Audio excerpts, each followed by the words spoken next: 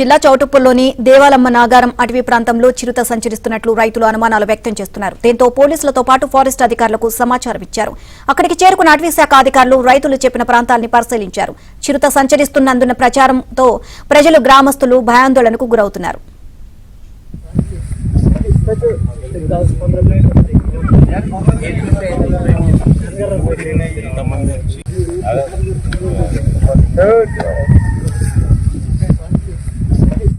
జిల్లా చౌటుప్పల్లోని దేవాలమ్మ నాగారం అటవీ ప్రాంతంలో చిరుత సంచరిస్తున్నట్లు రైతులు అనుమానాలు వ్యక్తం చేస్తున్నారు. దీంతో పోలీసులతో పాటు ఫారెస్ట్ అధికారులకు సమాచారం ఇచ్చారు.